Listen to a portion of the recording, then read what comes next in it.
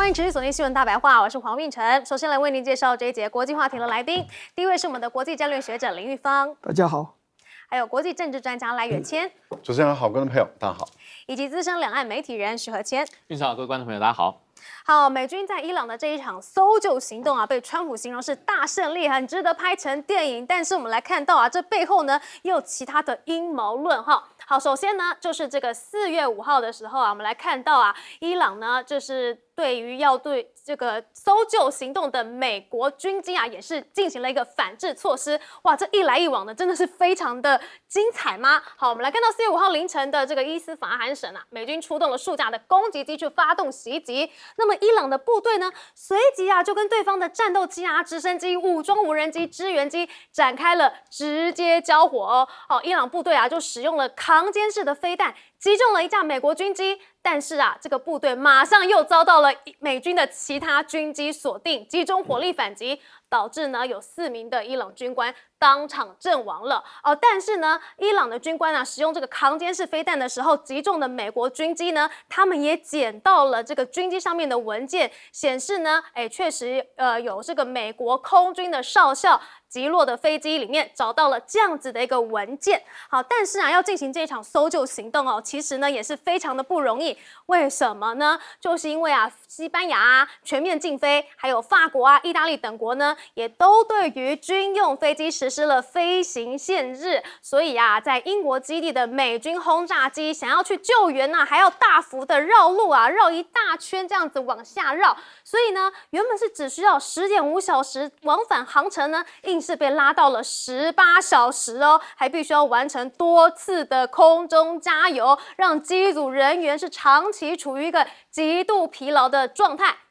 所以为此呢，美军的飞行员从英国基地出发前呢，竟然还要去服用药物，去服用兴奋剂，来让自己保持清醒。这真的是非常的危险，也非常的疲累哈。但是呢，我们的川普怎么样？他还是认为这场搜救行动非常的胜利，同时他也觉得是有没有人先告诉了其他人，告诉媒体我们的军官被掳了呢？好，所以川普很生气啊，他说呢，有媒体抢先报道了一名空军军官在伊朗失踪，白宫全力追查这个。谁告诉了媒体这个泄密者？警告啊，相关的记者啊，如果你拒绝交代消息来源的话，你就等着吃牢饭吧！哈，他把凡事呢都怪给媒体啦，就是认为媒体呢不应该去报道这个损害我们的行动的这些新闻了哈。但是呢，这场行动也被人家说呢，好像是有一些其他的目的，因为啊，川普说美军在营救首名飞官的时候呢，出动了21架军机，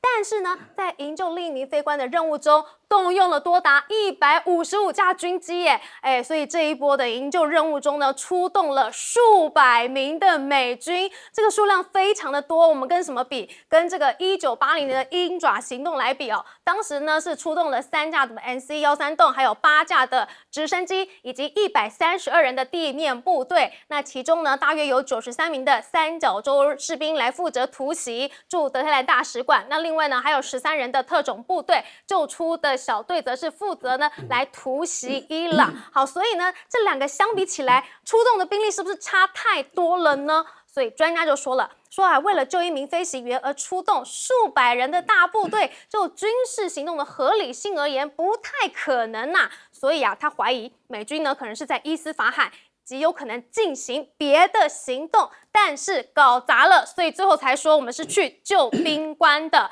而且对此呢，这个伊朗的外交部也说啊，美国近日在伊朗执行的飞行员搜救行动可能只是掩护这一场任务呢，实际上是要窃取伊朗的浓缩铀。他这么一说，可能是真的有所本的哦。因为啊，这个我们来看到啊，网络上推特的这个降落地点，美军的降落临时地点呢，和接到飞行员的位置呢，是距离了20多的公里啊。从直升机接飞行员的角度去考虑啊，大约10分多钟呢，都是属于正常的范围，搜救范围。但是呢，实际搜索中心却在200公里外耶。由于呢已经发现了这个弹射座椅，而且飞行员只步行12公里，即便是朝着临时的着陆点步行，也只减少到这个188公里。完全不合理啊！怎么会降落在一个距离这么远的地方，就说要去救这名飞行员呢？好，于是大家就发现了哦，他们降落的地方啊是一个废弃的机场。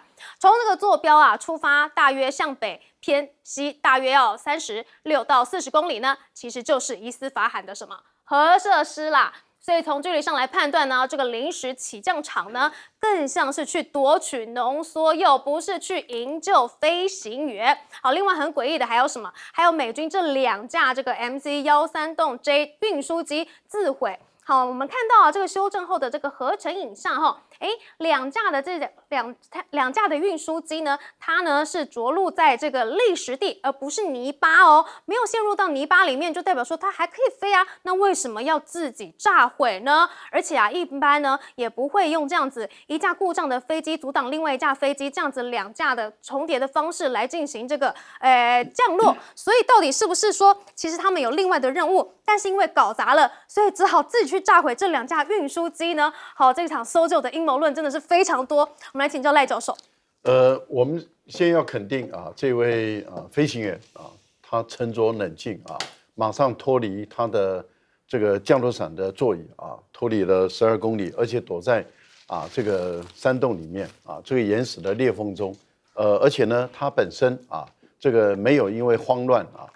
不断的跟他的美军来进行联络，避免他的通讯被劫走这一点都表现的是很专业、很沉着、很冷静。但是问题就在于这次能够顺利的把这个飞行员接走，我觉得有几个客观的因素。第一个因素就是伊朗本身的，由于被美国长期的封锁制裁，所以伊朗本身的设备装备不够先进，而且也没有办法那个装备到位所以很明显的双方的落差很大。你看他在这个监视型的这个要打飞机的这种武器，基本上不能够到每一个部队里面来，这是第一个。那第二个呢，也就是夜视镜夜视镜在搜捕这个飞行员的时候是非常重要的。很明显的，伊朗也缺乏这些基本的一个装备，所以武器装备相对来讲不齐全，很落后。美军相对来说它就是比较完整的。可是您看到最后的影片，被拍下来的影片，狗狗都追过去了然后我们看到这些部队甚至有很多是民兵，拿的是猎枪他们然后这个代表什么？代表他们本身的武器装备不够，所以不能够用这种监视型的武器把正在起飞的最后一架的 C-136把它打下来。如果当时的伊朗的军队尤其是装备比较好的军队已经赶到现场的话，那么在激烈的交战中，这个最后的这一架飞机要起飞，绝对是可以被打下来的。因为我们都知道，第一个起飞的时候速度慢，第二个距离也不够远，所以事实上是非常容易被打下来。那也就是说，美国这次能够顺利的把这个飞行员救走，我个人认为运气非常的大就运气实在是太好了但是问题就在于，伊朗的推断其实并不是没有道理，也就是说，飞行员的位置就在这里，但是你即使采用欺敌，你也不需要出动到170架的飞机，然后在多地点里面来做这种欺敌的工作。为什么？因为这个飞行员跳伞降落的时候并不是没有目击者那么很多的目击者都看到，所以都大概知道概略的方向。那经过黄金48小时，伊朗在不断的搜索，在缩小包围圈，美军也不断的要去救援的过程中，你怎么会出动很多的所谓的这种欺敌的任务，距离200公里以外，然后来进行所谓的援助？任何人的走路都不可能，尤其一个受伤的飞行员，你说他要藏匿，要不被发现，然后你还要走200公里，我们哪那么容易一天我们走200公里。开车可能都不容易在这个山地里面，所以我个人认为伊朗的推断说你美军利用这次挽救人质的过程里面去寻找浓缩铀的藏匿地，然后想办法，要不就是把它带走，能带走的就带走，不能带走的就摧毁。我觉得这个是可能性是有的所以不能够排除。但是问题就在于最后的时候，那2架 C-136为什么这个会支离破碎？您看到图片上还原的示意图。那也就是很有可能按照伊朗所说的，他们在实施救援的过程中，他们有被打到。也就这2架战机，事实上在进行救援的工作中，很有可能会有被打到的时候，他们实施紧急迫降。实施紧急迫降的情形，所以逼得美国的中央司令部决定派第3架的运输机到现场去把人带走。那这2架怎么办呢？已经飞不起来了。飞不起来，那当然就是把它集中在一起，以便于炸射。因为这2架的战机并不是他们本身制炸的炸弹不会造成这个现象，所以相当有可能是由美军的轰炸机在最后要离开的时候，把这2架的运输机整个都炸毁。为什么？因为不炸毁不行啊。一方面，如果说是完整的这个运输机修好了以后能够用；第二个呢，它本身有很多的通讯，有很多的定位，有很多的机密的系统都在这个飞机上。那如果这2架落在伊朗的手中，对美国的运输机或是对美国的美军的通讯，那简直是大大的伤害啊！门户大开了，门户大开，一定要把它炸掉。不过怪东怪西，最后川普要怪美国的记者，这说不过去了。因为我们都知道，当那一架战机 F-15E 被击落的时候，2个飞行员跳伞，这个不是秘密嘛？然后有一个已经被接走了，这也不是秘密嘛？那他最后还要怪说那个您必须要把这个消息来源跟我讲。我觉得这个川普这个部分里面没有用，因为美国的法官也不会逼的美国的记者把消息来源泄露出来。而且这件事情，伊朗甚至还这个自己悬赏了，所以谁不知道美国的飞官正在逃亡中呢？好，我们请教玉芳委员。就泄密最严重的就是川普本人嘛。记者会的时候，那个参谋首长联席会主席想试着阻止他不要说出那个参加救援的人数，就他自己讲了，他停了一下，他这是个秘密，就他说出这个秘密，这秘密就好几百个嘛，好几百个救援的美军参与嘛，这样。所以你自己在泄密，你还说什么，对不对？当然，我的感觉是这样了哈。伊斯法罕这是个核子设施，这是没有错。不过呢，一般认为说，经过美国的轰炸，然后伊朗自己大概也有所准备，有人认为相当程度的浓缩铀已经被转移到别的地方去了。好，第二个就是说，即使如果还在原地，经过美国这样的轰炸，它已经深深的埋在地底下了。我相信不是说你派个几百名、200-300名的美军去，你就可以把它挖出来。我觉得可能性不大。说那有没有可能他去买炸药再把它炸？其实不需要。真的你要炸它了，他就在丢这个钻地堡的这个炸弹从高空丢下来，那个打击力更大嘛，破坏力更强嘛。所以我不太认为。那他为什么出动这么多的军机？尤其第二次救第2位这个飞行员，出动了170架，这个很多其实这个是很危险，你出动这么多飞机，你就变得很醒目，你就容易被攻击。你为了救一个，搞不好好几人不是被打死，就掉下来，然后就被人家抓了。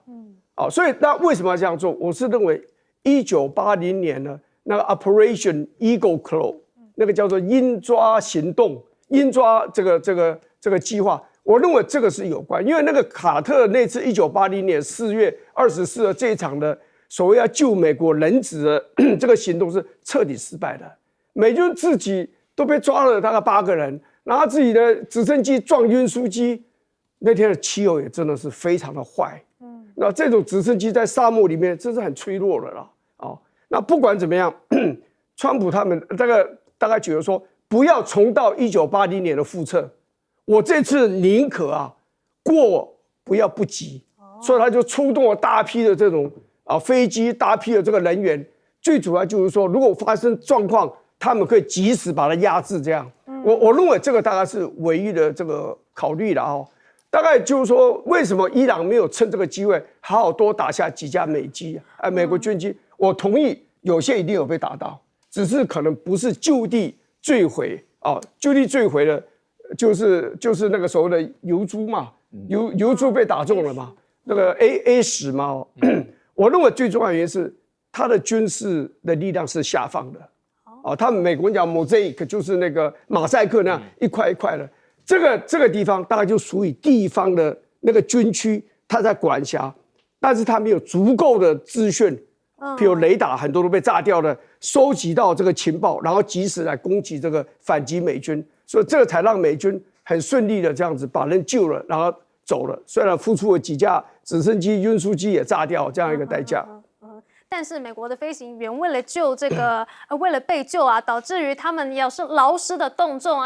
，130几架的飞机就只为了救一个人，这真的是合理吗？请教徐老师。对，这个美国确实是今年到至今为止啊，世界打舆论战的第一强国啊。就过去的这几天，我们都在讨论啊，美军为了救这么一名武器操控官，他费了多大的人力物力跟冒多大的风险。但其实如果我们把故事导到另外一面来看，其实大家比较忽略去讨论的另外一个面向是，其实这证明了川普从开战以来一直讲到上礼拜的许多的表态。包括大家可能很熟悉的，他说伊朗的空防已经被我们消除了，伊朗的海军已经没有了，伊朗的空军几乎摧毁了，伊朗没有导弹能力了，然后现在美军可以在伊朗的境内自由的飞行。那确实他是这么说的，而且也这么做的。我们看到一些比较低速的，比如说低速的轰炸机，或者像刚刚说的 A-10这个油猪攻击机，它包括油猪攻击机，它根本就没有夜视系统啊，在1970年代飞机，但是它都敢大胆的进入到伊朗的腹地。确实一度我们认为说好像伊朗的空防能力完全没有了，但是仍然发生了这一起这个 F-15E 被击落的事件，所以我想这也对川普来说，虽然人救出来了，但我们希望他能够成为一个冷静剂，让美国包括整个美军的指挥体系去重新评估他如果继续把战争升级，甚至大规模的把陆面部队派遣进去，然后执行这个占领这个战略要地的任务，他所可能要付出的更高的伤亡成本跟代价。我想这是第一个川普的很多这个。之前对战况的描述有一点破产。那第二个呢，我们当然也看到说，其实现在美伊之间虽然明面上大家说双方这个伊朗人尤其否认说他们正在跟美国人谈判，但实际上正式的关于停火条件或者说怎么样止战降级的意见交换的动作仍来进行，通过巴基斯坦或通过像土耳其这些中间的第三方在中间在传话。到台北时间昨天晚上，其实伊朗的官方通讯社就宣布他们已经提出了10点对于美方条件的答复。那再过了几个小时呢，在台北深夜我们在睡觉的时候呢，川普在白宫记者会承认说，美国收到了这个伊朗的回复，那么这个他们觉得有一点新意，但是仍然不够好，美国还要再考虑一下。所以我们刚刚讲的这个礼拜2的晚上8点是美国新设下的这个所谓的红线它会不会再往后再塔口或者往后再延期，那我们并不知道。但我相信这一次的这个营救事件双方都有一些下台阶。美国可以说一个155架飞机不计代价成本100多人救一个弟兄的美好的故事，然后呢，伊朗可以说，我们的地面的各种这个防空能力、导弹能力、打击能力，仍然能够有效的对美军造成了大量的损失。包括大家算了一下，美军光是这一次2架这个巨无霸运输机，加上这个运输机携带的几架这个轻型的攻击的直升机在那边，大概的这个光是器械的损失就已经达到了3.86亿美元。那其实也是蛮可观的。所以这个仗继续会不会打下去或者说我想这个战他们并没有演变成说这个美军的飞行武器控制官被俘获，然后演变成一场人质危机。因为如果进行人质危机的时候，对川普来讲，大家就可以来想象，它就是一个非常严峻的政治面的挑战，那可能会激化他做出一些情绪性的甚至不合理的决定。那今天以这个事情呢，以这种形式来作为一个节点我觉得对双方可能都是一件好事。双方都有下台阶啦，但是美国虽然是把飞官给救了回来，伊朗也没有打算要停手来看到现在呢，他甚至是对这个美军的2栖攻击舰去发布了这个海上攻击，这个是伊朗的官方媒体去报道的，说革命卫队呢对美以相关的船只发动了海上攻击，已经达成威慑效果了，远离原部属海域了。而对于科威特的美国空军基地呢，也是一样，伊朗又再次派出了无人机袭击，造成了15名的美国人员受伤。而这个时候呢，沙烏地阿拉伯也宣布他们拦截了7枚朝着该国东部发射的弹道飞弹，而且伊朗还发布了这个利用阿拉蛇2无人机袭击美军在科威特的乌代里直升机基地的卫星影像。我们看到这2张这个卫星影像的对比，就可以看到该基地呢有8个地点呢都遭到了袭击，包括了住宿区装备库还有直升机的维修机库等等，也通通都被这个无人机给袭击了。好，那除了这个军事设施之外呢，伊朗现在也要朝着美国企业的科技大楼来进行攻击了吗？来看到这个伊朗呢，确定他把这个在阿布达比与美国有关的 AI 中心啊，都视为目标攻击目标。好，所以呢，我们来看到啊，像是这个阿布达比的 AI 中心呢，伊朗之前就已经发动过空袭了，所以现在呢，它也表明了说，我们要扩大到这个海湾地区的技术基础设施，也可能都是战略目标。那另外来包括了什么呢？包括了亚马逊啊、微软啊、甲骨文的资料中心哦。来看到啊，他们在中东地区也是部署了很多的资料中心，现在也通通成为了伊朗的潜在目标。好，但是为什么伊朗可以现在打击越来越精准了呢？哦，好像背后呢跟中国有关哦，因为伊朗好像借助了 AI 增强的中国卫星影像，可以惊人的准确度将目标锁定在美军以及其盟军的1/3平方公尺以内啊。美国的国防情报局就评估认为了，这个中国公司使用的一款 AI 工具呢，确实已经对美国军队造成了威胁了。好，那对于川普威胁说呢，明天早上就是台湾时间的8点呢，是最后的通牒，有没有可能一不小心，一不谈好就是开炸了呢？赫克塞斯说呢，他们呢有大规模的打击行动哦，今天就要进行了，还警告说明天的空袭力道会更大啊。看起来啊，赫克塞斯呢是要打定了，但是伊朗的平民百姓怎么办呢？他们也要无辜的没有电用吗？我们来听川普怎么说。You've said Iranians would be mad if you stopped these attacks, but why would they want you to blow up their infrastructure, to cut off their power? Wouldn't that be punishing Iranians for the actions of the regime? The Iranians have, and we've had numerous intercepts. Please keep bombing. Bombs that are dropping near their homes. Please keep bombing. Do it. And these are people that are living where the bombs are exploding. And when we leave and we're not hitting those areas, they're saying, please come back, come back, come back. These are the people. I don't know what they do. All I can tell you is they want freedom. 川普说的这个话是有符合一般人的正常逻辑的吗？好，但是啊，川普的反常不是1天2天了，而牛弹琴的文章就分析了说呢，其实他最近呢出现了2大的反常行为哦，包括了什么呢？第一，他离奇的沉默，高尔夫竟然没有去打了，甚至传出川普死掉的这个假消息。好，第二的反常就是呢，他复活节清晨飙脏话，全美震惊。而他牛弹琴也说了，说反常背后的动作的背后暗藏玄机。川普48小时的最后通牒已经是第4次推迟了，所以他接下来是真的要撤军，还是真的要扩大打击了呢？但是啊，有一件事情对他是最致命的，那是什么？那就是民调了。来看到 CNN 的民调指出呢，13% 的川普选民表示他们非常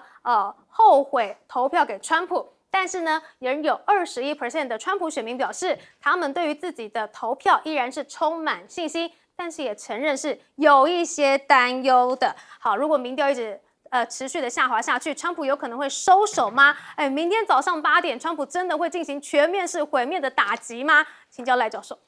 我们的股市是告诉你说那个不会的啊，因为他认为说这个川普啊，这个每次都是最后通牒啊，这是最后一次给你时间，从48小时加5天，再加10天，最后又延1天，所以台湾的股市面对于这个放养的小孩川普，已经都是被骗了。这一次我们就不被骗了啊。那当然我们也要来考验台湾的股市明天的心脏够不够强。如果他打了，很多人就说怎么这一次却判断错误呢？以前我都被吓到了就是拼命的出场，这次我反而逆向操作进场了，结果我反而倒霉了我不晓得现在看会不会被套牢。不过我们看到，由于这个伊朗的反舰导弹的精准度不够高，所以他打林肯号航母没打到然后打这个2栖攻击舰，因为这个2栖攻击舰是从横须贺军港日本运过去的也没打到。但是它产生了一个有效的功能，就是让这个林肯号航母跟这个2栖攻击舰为了避免自己的风险太高，所以就脱离了战场都开到了印度洋周边的地方，也就是距离1000公里左右的地方。这样的话相对来讲比较安全。但是从另外一个角度来看的话，那就更不利于他们要突然间决定要发动地面部队了。因为如果川普要决定发动局部的地面的作战的话，这个航母跟2栖攻击舰要往前推的啊，因为不然的话，你2500多名将士怎么样把它投送到这个地面上去？所以我觉得在这个部分有部分的牵制作用，但是影响不了整个战局。可是问题就在于对于地面的也就是说固定基地的，由于美国的防空设施已经越来越弱了，它的防空导弹的能力越来越弱，不管是萨德系统，或者是海上的神盾的标准系统，或者是爱国者3的作战能力越来越弱的情形下，我们看到伊朗的有效的突穿，那么对于美国在沙特阿拉伯或者是在海湾国家的相关的军事基地，它的攻击的有效性一直在升高了。过去伊朗可能不容易打到美军在中东地区的军事基地，但是现在几乎每一天都有战果不是飞机被炸掉，例如说前几天我们看到的就是3架这个空中加油机被炸毁了，2架预警机被炸毁了，这个都是损失惨重的。然后我们也看到了，现在是装备库、武器库，还有这个人员的宿舍都被炸到。这个对于美国来说的话，情况是越来越不利，因为它的防空导弹如果不能够再赶快补上的话，这个对于美军在中东地区的军事基地一直被攻击的情形下，这个对美国是相当不利。现在的情况是这样子，大家都在等明天早上8点因为川普有说了，明天早上8点将要让伊朗陷入地狱般的情况，要对于伊朗的所有的发电厂、所有的桥梁，可是伊朗的发电厂有上百座，桥梁有上千座都要摧毁。可是美国现在的轰炸机并没有办法有效的都完全在伊朗的境内，那要打这个桥梁的话，它还是要用战斧巡弋导弹。可是美国战斧巡弋导弹的库存量不到一半了这是在3天前所公布的，这已经是3天了那3天前所公布的战斧巡弋导弹已经不到一半的库存量，它必须要从很多的战区，例如说像太平洋战区、印太战区、欧洲战区来调补，然后进入这个中央战区来使用。可是问题就在于美国他们已经在拉警报了，说如果你要把现在已经消耗掉的1000枚战斧巡弋导弹补足，要2到3枚，2到3年。那请问一下，你如果在明天8点钟打下去的话，那我们还要几年才能补够这是第一个问题，因为要打掉几百枚。第二个问题就在于伊朗的反制会不会造成你的很多的美国公司的受损，这个也是大家都在等待看明天8点之后的美国军事行动。好，所以川普有没有可能他炸了一座桥或一个发电站，就宣称自己已经让伊朗陷入地狱了呢？请教玉芳委员。外国评论家是有讲他把这个飞行员2名都救回来以后，所以他可能变得更加的骄傲更加的猖狂这样子。那我觉得以川普的个性不管有没有救回这些飞行员，我认为他还是认为美国有能力靠着轰炸的方式逼迫这个伊朗最后这个妥协。不过看起来伊朗是不想妥协，因为最主要是没有互信的基础了。伊朗会觉得说我跟你妥协，可能最后我还是免不了这个败亡的这样的一个命运因为你川普你一边讲就一边打我几乎每一天都打我那你讲那个说我给你什么5天，给你什么再延后什么几天，在那个期间你们照样攻击尤其是以色列所以川普大概伊朗他们觉得说，我这样子无条件式的这样的投降最后换不了什么，只会让我伊朗的这个命运更加的这个惨烈而已。所以这次战争就变得非常的丑陋非常的 ugly。你看专门这个伊朗，当然它的无人机、飞弹也对着民宅也打可是你看你美国，你是全世界最强大的国家，你应该比较能够守所谓的战争的游戏的规则嘛。结果你公然当总统呢，公然讲说我炸你的桥，我炸你的炼油厂，我要炸你的电厂，你炸这个东西倒霉的是百姓尤其你刚才讲的那些话，说什么这些人都住在我们轰炸的地方，就住在附近我们停止不炸，他们说炸你们要继续炸你觉得伊朗人是神经病疯了，他们有被虐待狂，会希望说美国的飞弹继续炸，就炸在我家的旁边，看看这样子有没有办法把伊朗这个政府给推翻掉？这不可能的事嘛！你做了民调吗？对不对？所以，但是从这你就会看得出，川普是这一条路他是走到底，这一条黑暗的路他从头到尾会把它走到底。所以这个战争我看会继续延续下去。这个战争权利法，美国战争权利法只允许美国的总统在没有经过国会宣战的情况之下，你可以在海外用兵60天，必要时候再给你延长30天，就是90天。90天以后，你这个战争就不能再进行了。可是呢，我看川普大概不管延不延续这个仗，真的，我说实话，现在原本最乐观的都认为说这个战争双方都已经撑不下去了，应该很快就会到达尽头，战争会停止了。可是你看，一天一天都在进行，每一天都在进行。川普很多的这个最后通牒都只好收回来，再延长，然后再收回来，然后再延长，再收回来。对，你就知道这个战争真的在人类历史上很少看过一个战争，一个很糟糕的战争，早就打不下去的战争，却不停的继续在打。然后呢，对这个人民的伤害，对民众的伤害，对基础设施的伤害是如此之严重。我只能讲说，这个人类真的是看了这场战争以后，就会觉得说，我看疯狂的不是只有伊朗，连美国都疯狂了。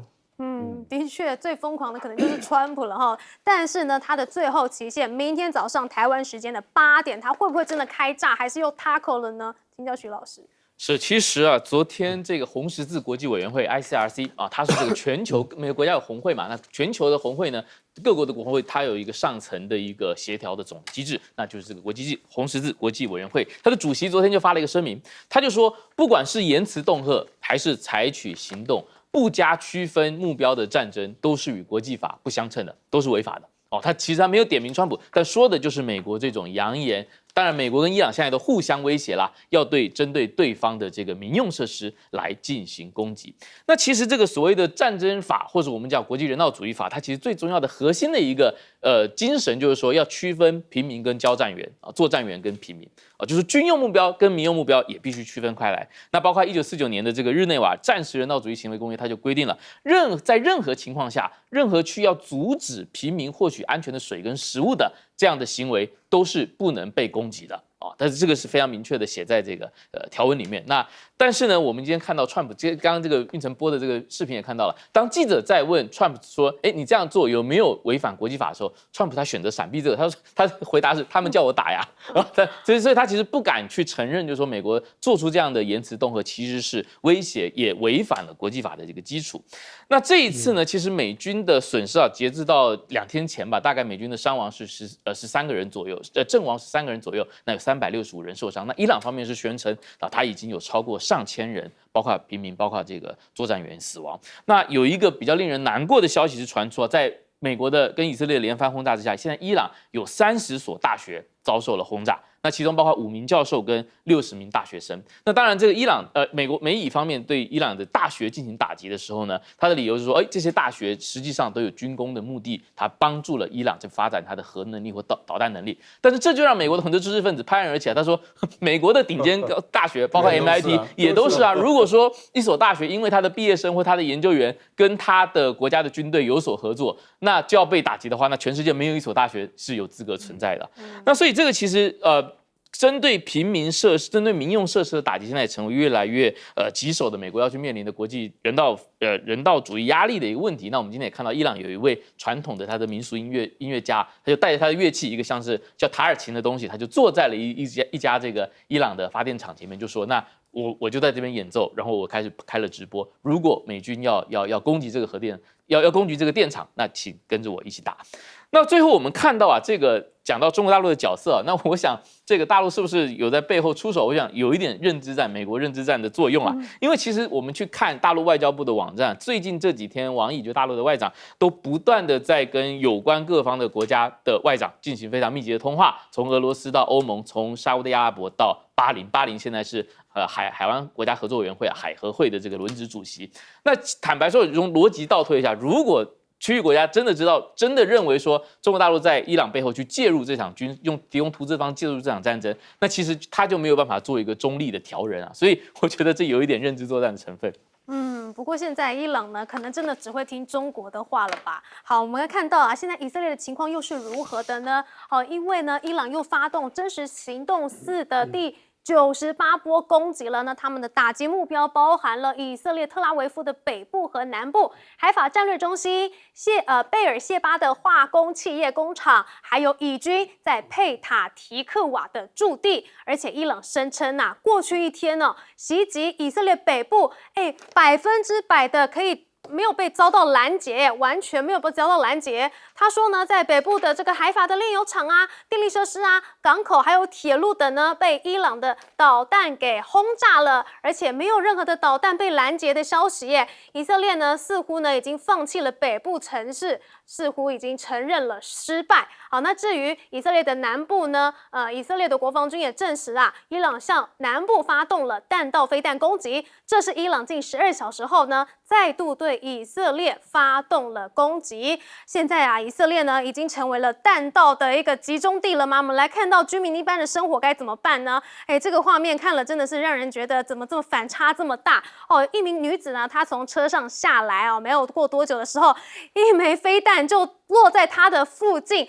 那女子呢是马上被冲击波给掀倒，但是呢，她随后呢又站了起来。好像这已经成为了以色列民众的一个日常生活了。好，但是这也不是一个长久之计嘛，所以以色列现在也称啊，他们要加速生产箭式系统的拦截弹。好说呢，会为不断变化的战况来做好准备。而现在以色列呢，也是不断在反击伊朗哦。怎么反击呢？去轰炸他们的最大天然气设施，战略轰炸，要来削弱伊朗的续战能力。好，以色列周一的时候呢，大举轰炸了伊朗庞大的南帕斯天然气田内的一座关键石化厂，显示啊，以色列呢已经从聚焦军事目标的战术啊，逐渐变成要摧毁伊朗续战工业能力的一个战略轰炸了。不过以色列也说呢，其实啊，他们也正在等川普点头哦，因为他们已经拟定了未来数周的额外计划，等待美方放行，甚至啊，以色列的军事部署呢，都已经进入了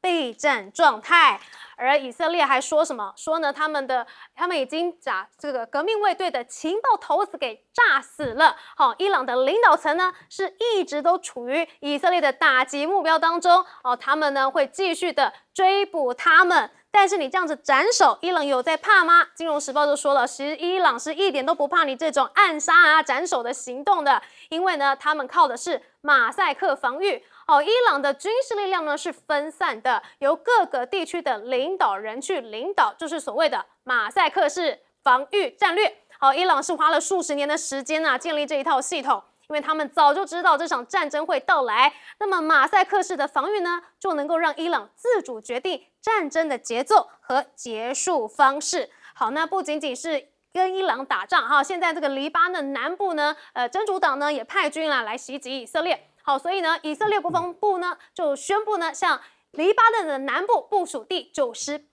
师，好，是参与针对黎巴嫩真主党地面行动的师级部队啊，增至了6个。那第98师呢，是伞兵啊，还有突击部队组成的一个精锐部队，在上周呢，已经展开了针对性的一个地面行动了。不过啊，黎巴嫩真主党发布了新影片，说什么？说啊，他们在这个拉萨夫方向啊，使用了自杀式 FPV 无人机，就这样子击中了以色列的坦克车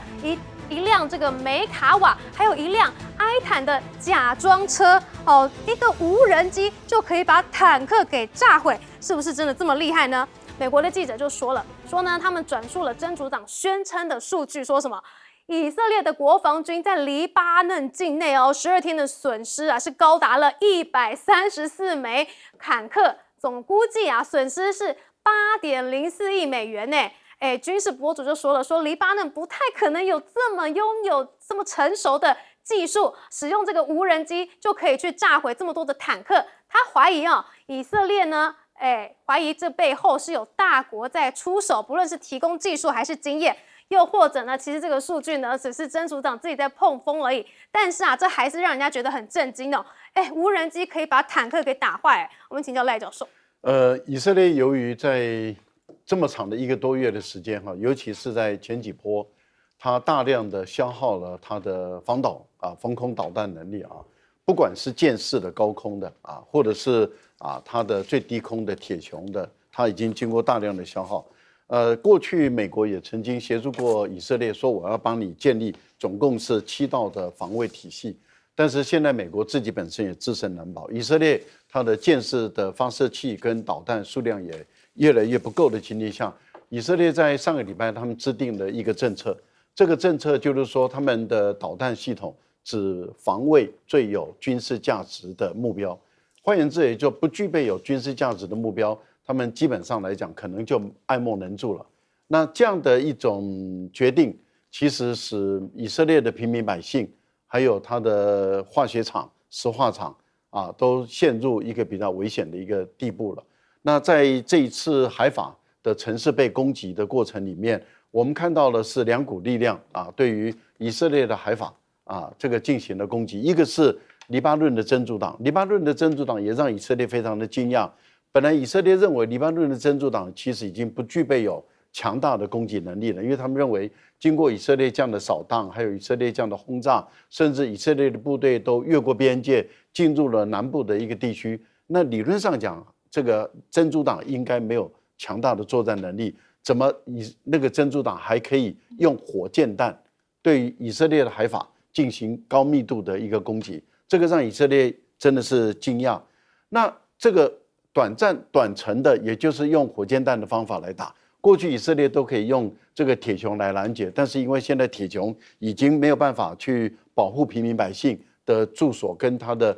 这个居民点的话，那我们看到这个对于当地的居民来讲，他们承受的这种冲击跟残破不堪的城市就揭露出来了。因为这些画面在过去以色列少见的，但是现在以色列没有办法再封锁这个新闻了，所以它的城市被攻击的情况就显露出来。另外一个，伊朗采用的这个中程的导弹是对于有价值的军事基地，也就是以色列的军事基地进行攻击，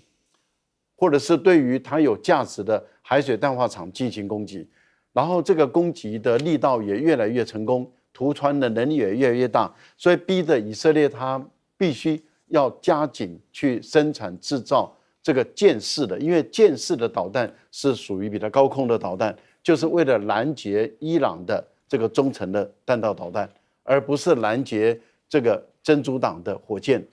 这个火箭弹，那不一样的一个作业系统。但是问题就在于你跟不上进度，你的生产数量跟不上进度，所以以色列面对的困境是越来越高。最后您提到有关于以色列的坦克被打，这是最近传出来的消息。有在一次的战役中，以色列被打掉、被歼灭的有20-30辆坦克，那有这么一个消息出来，这个还要证实。但是真主党使用无人机有效的攻击这个以色列的坦克，这个画面放出来的时候，确实让很多人很震惊。原因在哪里？最有实战经验的应该是俄罗斯跟乌克兰。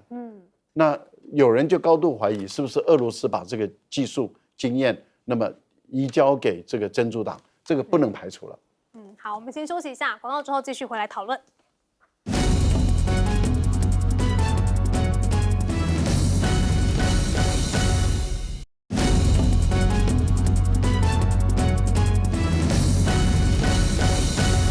伊朗宣称以色列北部已经没有办法去阻挡他们的导弹了，100%可以这个进入到以色列，是这样子吗？请教育方委员。那伊朗为什么可以撑这么久？其实这回归到一个战争的一个本质啊，战争本质就是质跟量的问题。你像美国跟以色列，他们的武器的质大概是好很多，比伊朗好很多。可是伊朗是有备而来的，他早就知道会有这样的一天，所以他就储存了很多的量，无人机多到外界现在都讲不出多少了。飞弹也是，最先说他经过去年的那个战争以后，大概他的飞弹以色列说干掉了一半，他大概只有500枚吧。后来在调整的时候大概1000枚，就是说大概还有2000枚，甚至比2000枚还多，因为他一边打一边在生产。所以不管怎么样，就是说伊朗是有备而来，他知道我武器没有你那么好，我就用量来弥补嘛，对不对？我就不断的打，然后你就为什么他要用这个所谓的剑3 Arrow 3来拦截？因为他是在大气层外面进行拦截了。可是你知道这个飞弹非常的贵，对，最早的时候是200万美金一枚，或者是300万，现在已经叫价到400万美金一枚了。那你打那伊朗他这个飞弹搞不好就几十万一枚打过来，你用几百万美金去拦，那你去想想看看，这个战争撑到最后，其实就是一切回归到钱，你是用不完的钱吗？你像川普，你现在就没有办法跟人民交代，为什么要增加这么多的国防预算？你没有办法交代啊！他就讲啊，他的国防部长说啊，杀坏人是需要花钱的啊，但是你百姓听得下去吗？我汽油在涨，我天然气在涨，我的杂货买什么东西都涨，肥料在涨，而且还不见得买得到，因为这个战争的爆发。然后你要给我多要这么多的钱，那你告诉我杀坏人要钱，我看你们才是坏人吧？谁让我生活这么痛苦，谁就是坏人，对不对？所以伊朗最后就是用它的数量来弥补它的质的不足，所以这个战争继续撑下去，就是在打钱，每人在消耗钱。那你伊朗当然不需要跟人民说我要增加多少预算，可是你美国是需要国会同意你要追加预算什么的都要国会同意。那你想这个战争继续持续下去，美国人民有可能不断的毫无终止的这样支持你，不断的拨钱给你去打坏人吗？好，不只是美国啦，我看以色列的人民呢，现在也已经是被打到不知道生活到底是怎么样了。我们先休息一下，广告之后马上回来。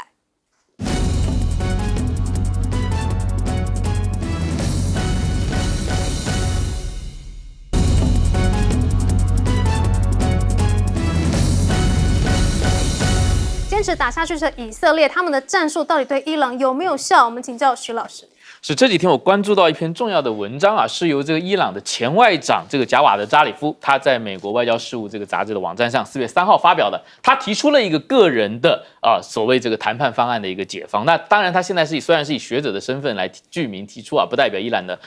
正式的谈判立场，但我觉得也是一个风向球。那他就说了，这个仗打到现在虽然很惨烈，但是有可能使得谈判变得更容易。为什么呢？第一，通过这场战争，让美国意识到了伊朗的核导能力，它的分布太广，而且扎根的根基太浅，准备了47年啊，就是为了跟美国打这一仗，所以没有办法光靠空袭的行动去彻底的清除。第二个，他说美国现在也意识到，就是说伊朗虽然